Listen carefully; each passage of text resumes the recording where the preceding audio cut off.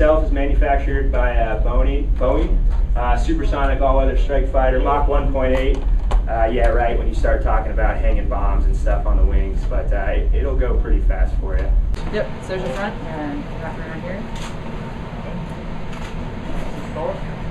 I think coming here and seeing this today, to be able to say thank you to the men and women for what they do, it's not every day you get to come here and see what they do behind the scenes.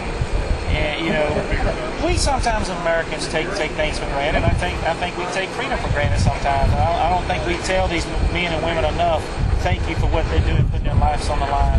So for us to be able to come see these people here and talk to them about what they do and answering a few questions and asking a few questions, we just want to say thank you.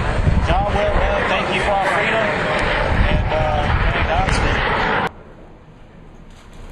You can see it's not this is not light, guys, by any means at all. Yeah. Go put that seatbelt. Yeah. So. You want me to put that on? It's neat for me. I actually used to race go-karts here at Langley Speedway. I don't know if any of you guys have been around Langley. It's a small 3/8 mile racetrack there, but we actually raced go-karts through the infield. So being from such a small town in Southern Virginia and racing in places like Langley, to be able to make it to where we're at now is definitely a dream come true for me. And we're definitely in the right situation right now to try to win some races and win this championship. And you know, hopefully we can make that happen. It's awesome having LA Sadler here today. It gives us a chance to showcase the good that we do on a daily basis here in our squadron and in the Navy. And he seemed to ask a lot of interesting questions. Like he wasn't like just some dude that was here because he had to be here. It seemed like he was really interested in you guys. Yeah, I think that's a common theme for the NASCAR folks. They seem very patriotic, and so having him here today kind of proves that point, drives that home. He was really interested in the brief that we gave him. We're going to throw him in a simulator later. As much sport as NASCAR shows the military, how much did it bother you, that recent move to try to keep the military from sponsoring NASCAR? Well, I just think that's, I don't even know the right word right now. I think, to me, there's a lot of men and women that have served in the military that might be retired now, that might be retired from duty, that's their race car.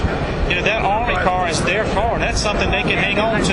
They have fought the battle for freedom. They have been there and put their life on the line. They have their car that they can root for. It's almost like a fraternity. And I think some of these people looking at that don't really understand that. You know, maybe I'm biased because I am a part of NASCAR, but I feel like we do a better job than any other sport on recognizing the military and the men and women that support our country. And I think, you know, all companies advertise, and in the military, all the branches advertise one way, and they have a huge budget. I mean, this is just a small portion of their budget for advertising. But I just think there's a lot of race fans in the United States, and I just think the men and women that have retired from the Army or retired from the National Guard or retired from that, this is their car. This is something they can hang on to, and I think taking that away is not good for morale for these people that have put their life on the line, you know, to support our country. Well, it's definitely something I want to do. It's not every day that you get to come and get to see this kind of behind the scenes. And these men and women here are the real heroes. They're the reason why we get to do what we do week in and week out as race car drivers. And I think NASCAR as a sport does a great job of recognizing the military, all the men and women that are protecting our soul, not only here at home but also abroad.